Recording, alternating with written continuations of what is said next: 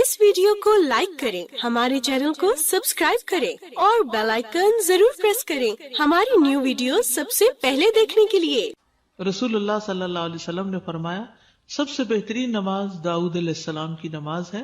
وہ نصف رات سوتے تھے، تہائی رات جاگتے تھے اور رات کا چھٹا حصہ سوتے تھے، یعنی پہلے کچھ دیر سو جاتے اور پھر درمیان میں جاگتے، پھر آخر میں پھر سو جاتے، تو اس طرح پھر ان کی تھکاوٹ بھی نہیں ہوتی۔ جو رات کے بالکل ارلی حصے کا سونا ہوتا ہے نا، وہ اگر انسان کو مل جائے تو وہ اتنا زبردست ہوتا ہے، گویا وہ انسان ساری رات سو چکا، کئی گھنٹوں کی نیند کے برابر ہوتا ہے، اس میں تھکاوٹ جلد اترتی بنسبت پچھلی رات سونے۔ صحابہ کا قیام۔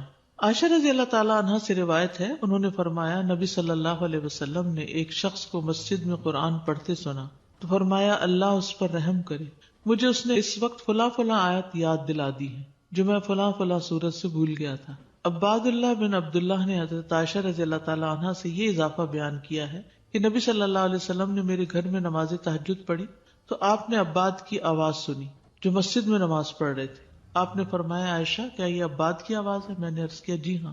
آپ نے دعا فرمائی اے اللہ عباد پر رحم فرما۔ کیا خیر خواہی تھی نبی صلی اللہ علیہ وسلم کہ اپنے ساتھیوں کے بارے میں جب سنتے تھے تو وہیں ان کی غیر موجودگی میں بھی ان کے لیے دعا کرتے۔ تو ابھی آپ نے کہا نا کہ جگہ جگہ روشنیاں، تو یہ صحابہ کے گھروں میں ایسے ہی ہوتا تھا۔ صحابیات کا قیام۔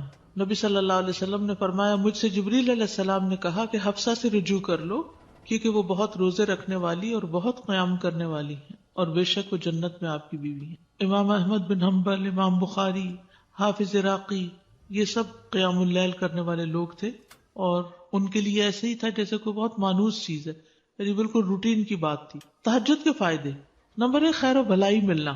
جابر رضی اللہ عنہ سے روایت ہے، کہتے ہیں کہ رسول اللہ صلی اللہ علیہ وسلم نے فرمایا کوئی مرد اور عورت ایسی نہیں کہ رات کو سوئے مگر اس کے سر پہ گریں لگا دی جاتی ہے، بس اگر اس نے جاگتے وقت اللہ کا ذکر کیا تو گرہ کھل جاتی ہے، اگر کھڑا ہوا اور وضو کیا اور نماز پڑھی تو سب گریں کھل جاتی ہیں، اور وہ خوش دل ہلکا پھلکا ہو کر بھلائی کو پہنچنے والا ہوتا۔ یعنی جو لوگ صبح اٹھ کر، یعنی صبح اٹھتے ہی پہلے ذکر کرتے ہیں، اللہ کا دعا کرتے ہیں، اگر تہجد کے وقت اٹھے ہیں تو کون سی آیات پڑھتے ہیں؟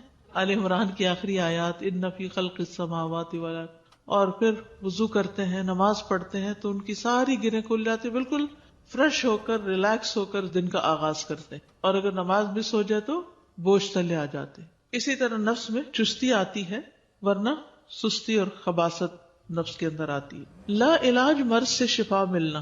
امام ابن قیم کہتے ہیں قیام اللیل حفظان صحت کے اسباب میں سب سے زیادہ نفع مند ہے، یعنی صحت کی حفاظت کے لیے سب سے اچھی چیز ہے، اور بہت سے لا علاج امراض کو روکنے والے امور میں سے سب سے زیادہ روکنے والا ہے، اور جسم، روح اور دل کو بہت چاق و چوبند رکھنے والا ہے، یعنی لا علاج مرضوں کا علاج ہے قیام اللیل۔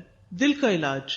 یحییٰ ابن معاذ کہتے ہیں دل کا علاج 5 چیزوں میں ہے۔ نمبر 1، تدبر کے ساتھ قرآن پڑھنا۔ نمبر 2، پیٹ کو خالی رکھنا، یعنی بہت زیادہ نہ کھانا۔ نمبر 3، قیام اللیل۔ نمبر 4، سحری کے وقت اللہ کے سامنے عاجزی اور انکساری کرنا۔ نمبر 5، نیک لوگوں کی مجلس میں بیٹھنا۔ دل کو خوشی ملنا۔ عطا خراسانی کہتے ہیں جب آدمی رات کو تہجد کے لیے اٹھتا ہے تو خوشی کے ساتھ صبح کرتا ہے، اور اس قیام کی وجہ سے اپنے دل میں مسرت محسوس کرتا ہے، اور اگر اس پر نیند غالب آ جائے اور وہ اپنے ورد سے سویا رہ جائے تو غم کی حالت میں صبح کرتا ہے کہ آج میرے تہجد مس ہو گئے، اور اس کا دل ٹوٹا ہوا ہوتا ہے، گویا کہ اس کا کچھ کھو گیا ہو، کیونکہ اس نے اپنے نفع مند کاموں میں سب سے زیادہ مفید کام کو کھو دیا، یعنی قیام اللیل کو۔ رزق ملنا۔ ابن قیم کہتے ہیں 4 چیزیں رزق کو کھینچ لاتی ہیں۔ نمبر 1، قیام اللیل۔ نمبر 2، سحری کے وقت استغفار کی کثرت۔ نمبر 3، صدقے کا خیال کرتے رہنا۔ نمبر 4، دن کے شروع اور آخر میں اس کا ذکر کرنا، یعنی صبح شام کی دعائیں ہیں یا اذکار ہیں۔ چہرے پر نور آنا۔ حسن بصری سے پوچھا کہ رات کو تہجد پڑھنے والے سب لوگوں سے زیادہ حسین چہرے والے کیوں ہوتے ہیں؟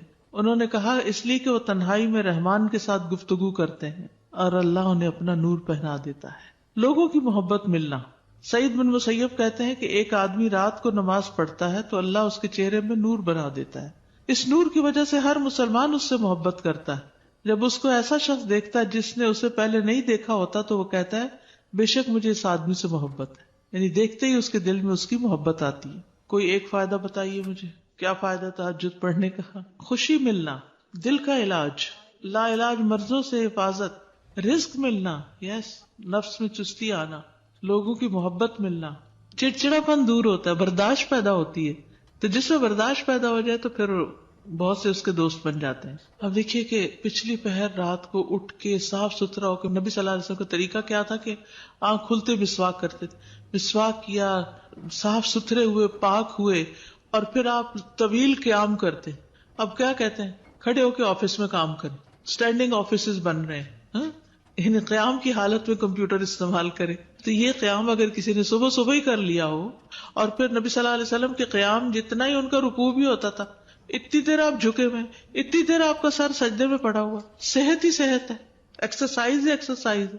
فجر سے تھوڑی دیر پہلے اٹھ کے قیام کرنا، میں نے کسی لیکچر میں یہ سنا تھا کہ مطلب ٹھیک ہے آپ یہ تو کرتے ہیں، لیکن یہ بیسیکلی وہ قیام اللیل نہیں ہے، یہ کچھ اور ہی چیز ہے. نہیں، ایسا کچھ نہیں. دیکھیے یہ اور کیا ہے، مطلب ان کا کہنے کا مطلب یہ تھا کہ ہم جیسے یہ سست لوگوں کے لیے ہے کہ اچھا چلو فجر سے ذرا سا پہلے اٹھ کے کر لیا، ورنہ بیسیکلی رات کی ڈیپ میں اٹھیں اور اس وقت کریں.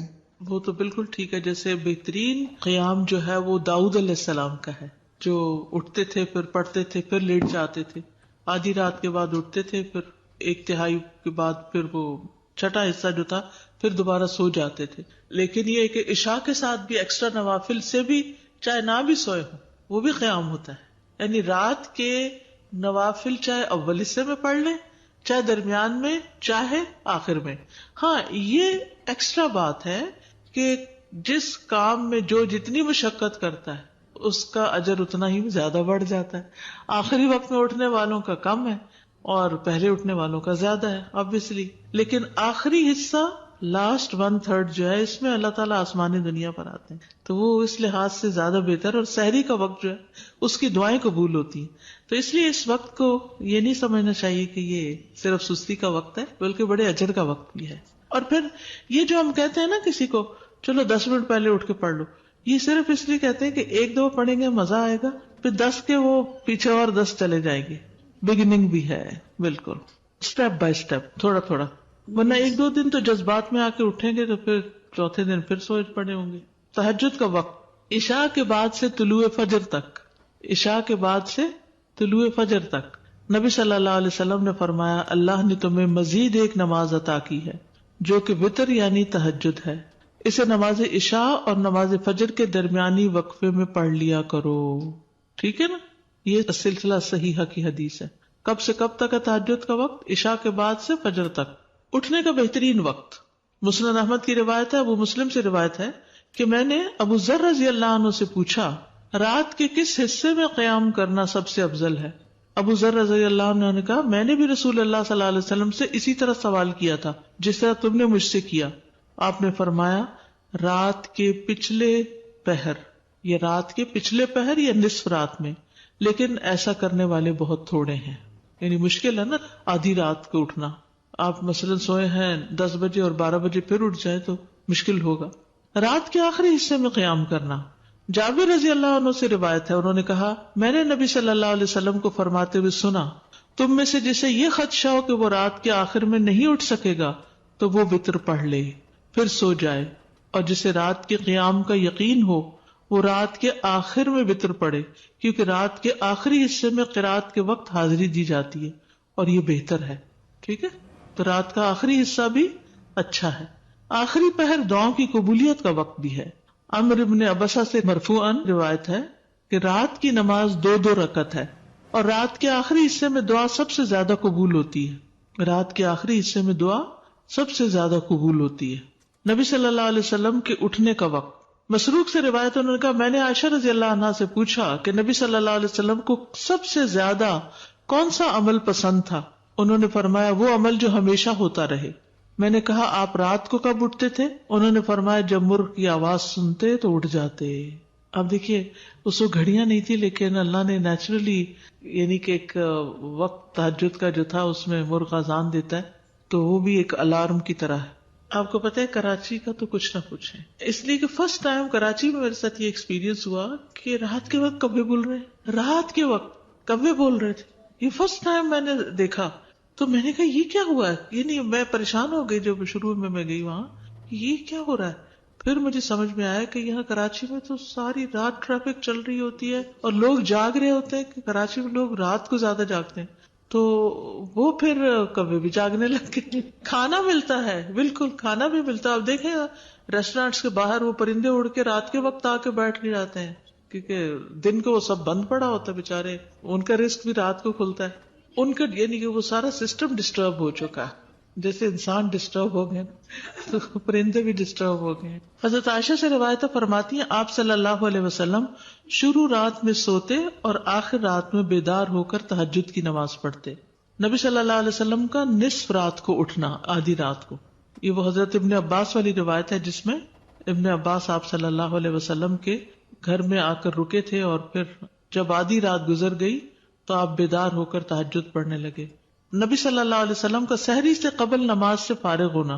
حضرت عائشہ کہتی ہیں کہ جب سحری کا وقت ہوتا تو میں نبی صلی اللہ علیہ وسلم کو اپنے پاس سویا ہوا ہی پاتی، یعنی آپ تہجد پڑھ کے دوبارہ سو جاتے تھے. حضرت عائشہ سے روایتیں بیان کرتی ہیں کہ بلا شبہ اللہ عز و جل رسول اللہ صلی اللہ علیہ وسلم کو رات میں جگا دیتے، چنانچہ صبح نہ ہو پاتی کہ آپ اپنے معمول کی عبادت سے فارغ ہو چکے ہوتے تھے. تہجد کے لیے بیدار ہونے کی سنتیں. آنکھ کھلنے پر دعا پڑھنا. نبی صلی اللہ علیہ وسلم نے فرمایا جو شخص رات کو بیدار ہو کر یہ دعا پڑھے لا الہ الا اللہ وحدہ لا شریک لہ لہ الملک ولہ الحمد وہو علی کل شیء قدیر الحمد للہ وسبحان اللہ ولا الہ الا اللہ واللہ اکبر ولا حول ولا قوة الا باللہ ثم قال اللہم اغفر لی او دعا استجیب لہ فإن تودع وصلى قبلت صلاته. نبی صلی اللہ علیہ وسلم نے فرمایا جو شخص رات کو بیدار ہو کر یہ دعا پڑھے لا الہ الا اللہ آخر تک اور پھر کہے اللہم اغفر لی، اے اللہ میری مغفرت فرما، یا کوئی اور دعا کرے جو اس کی دعا ہے تو اس کی دعا قبول ہوتی ہے. پھر اگر اس نے وضو کیا اور نماز پڑھی تو نماز بھی قبول ہوتی ہے. ٹھیک ہے. آل عمران کی آخری 10 آیات پڑھنا. ابن عباس نے ابو المتوکل کو بتایا کہ انہوں نے ایک رات نبی صلی اللہ علیہ وسلم کے ہاں گزاری تو اللہ کے نبی رات کے آخری حصے میں اٹھے، باہر نکلے اور آسمان پر نظر ڈالی، پھر سورۃ آل عمران کی آیت پڑھی ان فی خلق السماوات والارض. 3 بار وقفے وقفے سے اٹھنا. ابن عباس کہتے ہیں وہ ایک رات رسول اللہ صلی اللہ علیہ وسلم کے ہاں سوئے تو رات کو آپ جاگے، مسواک کی اور وضو فرمایا. آپ اس وقت یہ آیات پڑھ رہے تھے ان فی خلق السماوات والارض. یہ آیات تلاوت فرمائی حتیٰ کہ سورت ختم کی، پھر آپ کھڑے ہوئے اور 2 رکعتیں پڑھی. ان میں بہت طویل قیام، رکوع اور سجدے کیے، پھر واپس پلٹے اور سو گئے یہاں تک کہ آپ کی سانس کی آواز سنائی دینے لگی. پھر آپ نے اس طرح 3 دفعہ کیا، 6 رکعتیں پڑھی. ہر دفعہ آپ مسواک کرتے، وضو فرماتے اور ان آیات کی تلاوت فرماتے. پھر آپ نے 3 وتر پڑھے، پھر مؤذن نے اذان دی تو آپ نماز کے لیے باہر تشریف لے گئے. یعنی بار بار وضو کیا، بار بار مسواک کیا اور بار بار ان فی خلق پڑھا اور عبادت کی. بیدار ہوتے ہی مسواک کرنا. ابن عمر سے مرفوعاً مروی ہے کہ آپ صلی اللہ علیہ وسلم جب سوتے تو مسواک آپ کے پاس ہوتی، جب بیدار ہوتے تو مسواک سے ابتدا کرتے. اسی طرح جب آپ تہجد کے لیے کھڑے ہوتے تو اپنا منہ مسواک سے اچھی طرح صاف کرتے. 2 رکعتیں پڑھ کر سلام پھیرتے اور مسواک کرتے. سبحان اللہ، کس کثرت کے ساتھ منہ صاف کرتے. صحابہ کو بھی حکم دیا جاتا کہ رات کو اٹھے تو مسواک کرے. پھر درمیانہ وضو کرنا. ابن عباس سے روایت ہے انہوں نے کہا میں نے ایک رات اپنی خالہ میمونہ کے ہاں گزاری.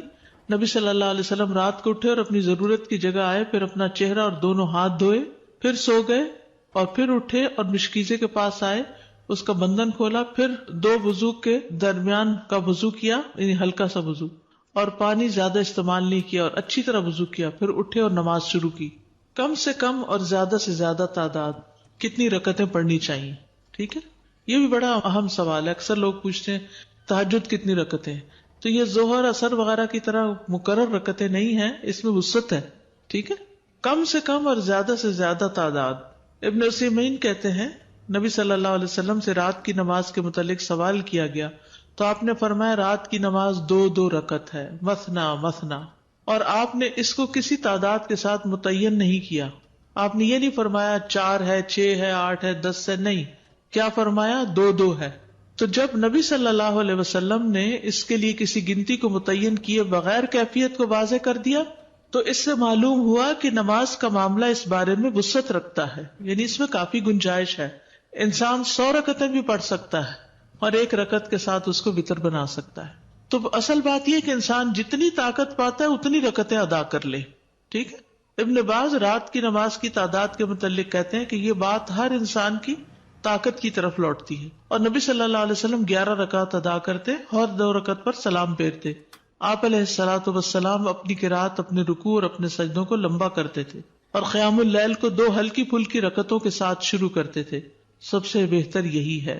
اور اگر وہ 3، 5 یا اس سے بھی زیادہ پڑھتا تو کوئی حرج نہیں. ہر ایک اپنی طاقت کے مطابق ادا کرے گا، اس میں کوئی حد نہیں. لیکن سب سے افضل صورت 11 رکعت نماز پڑھنا ہے، 8 تہجد اور 3 وتر. نبی صلی اللہ علیہ وسلم کا رمضان اور غیر رمضان میں 11 رکعت سے زیادہ نہ پڑھنا. ابو سلمہ بن عبد الرحمن سے روایت ہے، انہوں نے عائشہ رضی اللہ تعالیٰ عنہا سے پوچھا، اور یہ صحیح مسلم کی روایت ہے، کہ رمضان میں رسول اللہ صلی اللہ علیہ وسلم کی نماز کیسے ہوتی تھی؟ انہوں نے جواب دیا، رسول اللہ صلی اللہ علیہ وسلم رمضان اور اس کے علاوہ دوسرے مہینوں میں فجر سے پہلے 11 رکعتوں سے زیادہ نہیں پڑھتے تھے. شیخ البانی کہتے ہیں کہ صحیح نص کے ذریعے رسول اللہ صلی اللہ علیہ وسلم کے فعل سے قیام اللیل کی رکعات کی تعداد 11 ثابت ہے. اور جب ہم اس میں غور کرتے ہیں تو ہمارے لیے انتہائی واضح طور پہ ظاہر ہو جاتا ہے کہ آپ اپنی پوری زندگی اس گنتی پر قائم رہے، خواہ رمضان ہو یا اس کے علاوہ آپ اس سے زیادہ نہیں پڑھتے تھے. جہاں 13 کی بات آتی ہے نا تو وہ 2 سنت فجر کی بھی شامل کر لیتے ہیں. حضرت عائشہ سے روایت ہے، نبی صلی اللہ علیہ وسلم رات کو 11 رکعتیں پڑھتے، 8 رکعتیں تہجد اور 3 وتر. کبھی 9 رکعتیں بھی پڑھی ہیں آپ نے. ٹھیک ہے. کبھی 7 رکعتیں بھی ادا کی ہیں آپ نے، اور 7 سے کم نہیں پڑھی. یعنی 6 پڑھ کے 1 وتر کیا ہے، 7 سے کم نہیں پڑھی اور 13 سے زیادہ نہیں پڑھی. رکعات کی ادائیگی کا طریقہ کیا ہے؟ 2 کر کے پڑھنا. حضرت عبداللہ بن عمر سے روایت، انہوں نے کہا ایک آدمی نے پوچھا کہ اللہ کے رسول رات کی نماز کیسے ادا کی جائے؟ آپ نے فرمایا رات کی نماز 2 رکعتیں ہیں. جب صبح ہونے کا اندیشہ ہو تو 1 وتر پڑھ لو. جب آپ تہجد پڑھتے تو ہر 2 رکعتوں کے بعد سلام پھیرتے اور 2 ہلکی رکعتوں سے آغاز کرتے. زید بن خالد جوہنی سے روایت ہے، انہوں نے کہا میں آج رسول اللہ صلی اللہ علیہ وسلم کی نماز کا مشاہدہ کروں گا، یعنی رات کی نماز کا. میں نے دیکھا کہ آپ نے 2 ہلکی رکعتیں پڑھی، پھر 2 انتہائی لمبی، بہت ہی زیادہ لمبی رکعتیں ادا کی، پھر 2 رکعتیں پڑھی جو ان 2 لمبی رکعتوں سے ہلکی تھی، پھر 2 پڑھی جو پہلے والوں سے کم تھی، پھر 2 پڑھی جو اپنے پہلی والی رکعتوں سے کم تھی، پھر 2 رکعتیں پڑھی جو اپنی پہلی والی رکعتوں سے کم، پھر وتر ادا کیا. یعنی سب سے پہلے 2 ہلکی، پھر 2 خوب لمبی، پھر 2 اس سے کچھ کم، پھر اس سے کم، پھر اس سے کم، پھر اس سے کم، اس طرح. لیکن آپ کی یہ جو رکعتیں تھی بہت خوبصورت اور بہت طویل ہوتی تھی. حضرت عائشہ کہتی ہیں ان کی خوبصورتی اور ان کی طوالت کے بارے میں مت پوچھو. پھر 4 رکعتیں پڑھتے، ان کے حسن، ان کی طوالت کے بارے میں نہ پوچھو. پھر 3 رکعتیں پڑھتے، یعنی 4 کے بعد تھوڑا سا بیچ میں وقفہ، پھر لمبے سجدے کرتے تھے. حضرت عائشہ کہتی ہیں کہ رسول اللہ صلی اللہ علیہ وسلم رات کو 11 رکعات پڑھتے تھے. یہ آپ کی رات کی نماز تھی. اس میں آپ اتنا طویل سجدہ کرتے کہ اپنا سر اٹھانے سے پہلے تم میں سے کوئی 50 آیتیں پڑھ لے. تہجد میں قرات، لمبی قرات کی فضیلت صحیح مسلم میں ہے. جابر رضی اللہ عنہ سے روایت ہے، انہوں نے کہا کہ رسول اللہ صلی اللہ علیہ وسلم نے فرمایا فضیلت والی نماز وہ ہے جس میں قیام لمبا ہو، یعنی دیر تک کھڑے رہیں. 10 آیات کی تلاوت کا اجر. رسول اللہ صلی اللہ علیہ وسلم نے فرمایا جس شخص نے 10 آیتوں سے قیام کیا وہ غافلوں میں سے نہیں لکھا جاتا. 100 آیات کی تلاوت کا اجر. رسول اللہ صلی اللہ علیہ وسلم نے فرمایا جس نے 100 آیات کے ساتھ قیام کیا وہ فرما برداروں میں سے لکھا جاتا ہے. رسول اللہ صلی اللہ علیہ وسلم نے فرمایا جس نے رات کی نماز میں 100 آیات کی قرات کی اسے غافلین میں نہیں لکھا جاتا اور اسے فرما برداروں میں لکھ لیا جاتا ہے. 1000 آیات کی تلاوت کا بے انتہا اجر. رسول اللہ صلی اللہ علیہ وسلم نے فرمایا جو 1000 آیات سے قیام کرے وہ بے انتہا ثواب جمع کرنے والوں میں لکھا جاتا ہے. مقنطرین کا لفظ آتا ہے. نبی صلی اللہ علیہ وسلم کی قرات. آپ صلی اللہ علیہ وسلم کی تہجد میں قرات مختصر ہونے یا لمبی ہونے کے اعتبار سے مختلف ہوتی تھی. کبھی آپ ہر رکعت میں یا ایھا المزمل کی مقدار کے مطابق قرات کرتے تھے اور یہ 20 آیات والی سورت ہے. ٹھیک ہے. کبھی آپ ہر رکعت میں کیا پڑھتے؟ یا ایھا المزمل 20 آیات والی. کبھی 50 آیات کے برابر قرات کرتے تھے اور کبھی کبھی سورۃ البقرہ اور آل عمران اور النساء بھی. تو اس سے ہی پتہ چلتا ہے کہ اس میں کوئی لگا بندہ قاعدہ نہیں کہ اتنی ضرور قرات کی جائے. حسب حالت کم یا زیادہ کی جا سکتی ہے، لیکن obviously جتنی جتنی کریں گے پھر اس کا اجر اتنا ہی مختلف ہو جائے گا۔ نبی صلی اللہ علیہ وسلم کا قیام لمبا ہوتا تھا۔ عبداللہ بن مسعود سے روایت ہے، وہ کہتے ہیں میں نے ایک رات نبی صلی اللہ علیہ وسلم کے ہمراہ تہجد پڑھی تو آپ کافی دیر کھڑے رہے، حتیٰ کہ میں نے ایک برے کام کا ارادہ کیا۔ ہم نے کہا آپ کا کیا ارادہ تھا؟ انہوں نے فرمایا میں نے یہ ارادہ کیا کہ میں نبی صلی اللہ علیہ وسلم کو قیام میں چھوڑ کر خود بیٹھ جاؤں، تھک گئے ہوں گے۔ ایک ہی آیت کی مسلسل تکرار۔ حضرت عائشہ سے مروی ہے، انہوں نے کہا کہ نبی صلی اللہ علیہ وسلم نے ایک رات قرآن کی ایک ہی آیت سے قیام کیا، یعنی ایک آیت بار بار پڑھتے رہے، بار بار پڑھتے رہے۔ اور وہ کیا آیت تھی؟ ان تعذبہم فانہم عبادک وان تغفر لہم فانک انت العزیز الحکیم۔ اگر تو ان کو سزا دے تو بے شک وہ تیرے ہی بندے ہیں، اور اگر تو معاف کر دے تو بے شک تو ہی غالب بڑی حکمت والا ہے۔ یعنی یہ تو تجھ پر، یعنی کہ ایک طرح سے رحم ہی کی درخواست کر رہے ہیں کہ تیرے بندے ہیں، تو رحم فرما دے ان پر۔ اسی طرح سورۃ الاخلاص کی تکرار، بار بار ایک ہی سورت۔ پھر اسی طرح جہری اور سری دونوں طرح سے قرات کرنا جائز ہے۔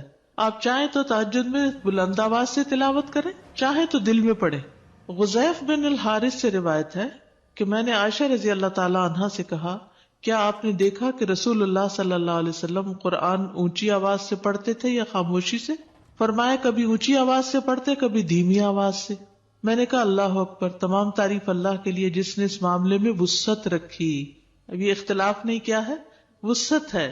ابو ہریرہ سے روایت ہے، وہ بیان کرتے ہیں کہ نبی صلی اللہ علیہ وسلم رات کو کبھی بلند آواز سے اور کبھی دھیمی آواز سے قرات کرتے۔ ابن عباس کہتے ہیں کہ نبی صلی اللہ علیہ وسلم کی قرات اس قدر بلند ہوتی کہ صحن میں بیٹھا آدمی سن سکتا تھا جب آپ گھر میں یعنی کمرے میں ہوتے تھے۔ حضرت عائشہ سے مروی ہے کہ ایک شخص رات کو اٹھا اور قرات کرنے لگا، اس نے اپنی آواز بلند رکھی۔ جب صبح ہوئی تو رسول اللہ صلی اللہ علیہ وسلم نے فرمایا اللہ فلاں پہ رحم فرمائے، اس نے رات مجھے کتنی ہی آیتیں یاد دلا دی جو میں بھول چکا تھا۔ تو بعض اوقات اونچی قرات سے دوسرے لوگوں کو فائدہ ہو جاتا ہے جو آس پاس ہوتے ہیں۔ درمیانی آواز میں قرات۔ ایک رات نبی صلی اللہ علیہ وسلم نکلے اور ابو بکر رضی اللہ عنہ کے پاس سے گزرے، وہ نماز پڑھ رہے تھے اور ان کی آواز دھیمی تھی۔ راوی کہتے ہیں اور آپ عمر بن خطاب کے پاس سے گزرے، وہ بھی نماز پڑھ رہے تھے، ان کی آواز بہت بلند تھی۔ کہتے ہیں جب وہ دونوں نبی صلی اللہ علیہ وسلم کے پاس اکٹھے ہوئے تو آپ نے فرمایا اے ابو بکر، میں تمہارے پاس سے گزرا، تم نماز پڑھ رہے تھے اور تمہاری آواز دھیمی تھی۔ انہوں نے کہا اللہ کے رسول، میں نے جس سے مناجات کی اسے سنایا، یعنی جس سے میں بات کر رہا ہوں اس کو تو دھیمی آواز بھی سن جاتی۔ کہتے ہیں پھر آپ نے عمر سے کہا میں تمہارے پاس سے گزرا اور تم بلند آواز سے نماز پڑھ رہے تھے۔ انہوں نے کہا اللہ کے رسول، میں سوتے کو جگا رہا تھا اور شیطان کو بگا رہا تھا۔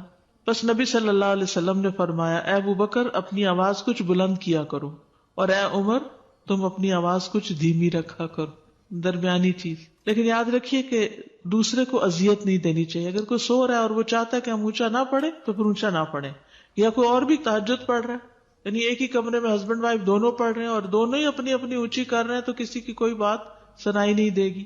ابو سعید کہتے ہیں کہ رسول اللہ صلی اللہ علیہ وسلم نے مسجد میں اعتکاف فرمایا، آپ نے لوگوں کو سنا کہ اونچی آواز سے قرات کر رہے تھے۔ آپ نے پردہ ہٹایا اور فرمایا خبردار، بے شک تم سب کے سب اپنے رب سے مناجات کر رہے ہو، مگر تم میں سے کوئی دوسرے کو ہرگز ایذا نہ دے، کوئی کسی کو تکلیف نہ پہنچائے، اور قرات میں اپنی آواز دوسرے پر بلند نہ کرے۔ یا فرمایا نماز میں، یعنی دو لوگ پڑھ رہے ہیں تو کوئی ایک دوسرے سے اونچا کرنے کی کوشش نہ کرے، اپنی اپنی نماز پڑھی جائے۔ ٹھیک ہے، اس میں وسعت ہے، اونچی آواز سے پڑھ سکتے ہیں اور نیچے سے، لیکن پسندیدہ کیا ہے؟ درمیانی آواز سے پڑھنا۔ لیکن اگر کوئی اور ساتھ پڑھ رہا ہو، مثلا آپ نے دیکھا ہوگا کہ بعض اوقات آپ پڑھتے ہوئے بھول جاتے ہیں اگر بیچ میں کوئی اور کسی بھی چیز کی آواز آ رہی، تو اس صورت میں اگر دوسرے ہوں تو ان کی رعایت کرنی چاہیے۔ اس وسعت کا فائدہ یہ ہے نا، جیسے سجدے کی دعائیں یا رکوع کی یا اور اسی طرح کی، تو کبھی ایک پڑھ لے کبھی دوسری پڑھ لے، تو اس سے نماز کے اندر ایک خوبصورتی رہتی ہے، ایک توجہ رہتی ہے۔ شیطان سے بچنے کے لیے اللہ کی پناہ لینا۔ ابو سعید خدری بیان کرتے ہیں کہ رسول اللہ صلی اللہ علیہ وسلم جب رات کو قیام فرماتے تو اللہ اکبر کہتے، پھر سبحانک اللہم و بحمدک و تبارک اسمک و تعالی جدک و لا الہ غیرک کہتے، پھر 3 بار لا الہ الا اللہ کہتے، 3 بار اللہ اکبر کبیرہ کہتے، اس کے بعد اعوذ باللہ السمیع العلیم من الشیطان الرجیم من ہمزہ ونفخہ ونفثہ پڑھتے، بخشش طلب کرنا۔ ربیعہ الجرشی سے روایت ہے، کہتے ہیں کہ ایک مرتبہ میں نے عائشہ رضی اللہ عنہا سے سوال کیا تو میں نے کہا کہ رسول اللہ صلی اللہ علیہ وسلم جب رات کو قیام کرتے تو کس چیز سے آغاز فرماتے؟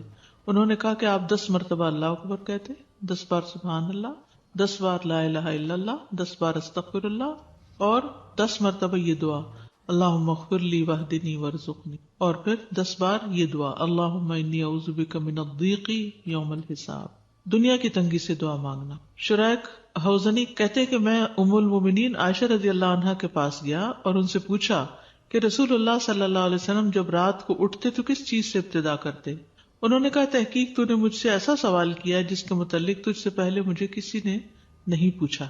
آپ جب رات کو اٹھتے تو 10 بار اللہ اکبر کہتے، 10 بار الحمدللہ کہتے، 10 بار سبحان اللہ و بحمدہ کہتے، 10 بار سبحان الملک القدوس کہتے، 10 بار استغفر اللہ کہتے، 10 بار لا الہ الا اللہ کہتے، 10 بار اللہم انی اعوذ بک من ضیق الدنیا و ضیق یوم القیامہ، اس میں قیامت کی تنگی کا بھی ذکر آتا ہے اور دنیا کا بھی۔ پھر اسی طرح آپ اللہم اغفر لی واہدنی وارزقنی وعافنی بھی 10 دفعہ یہ اللہ اکبر الحمدللہ سبحان اللہ اور استغفر اللہ کرنے کے بعد یہ پڑھتے تھے۔ پھر سجدے کی دعا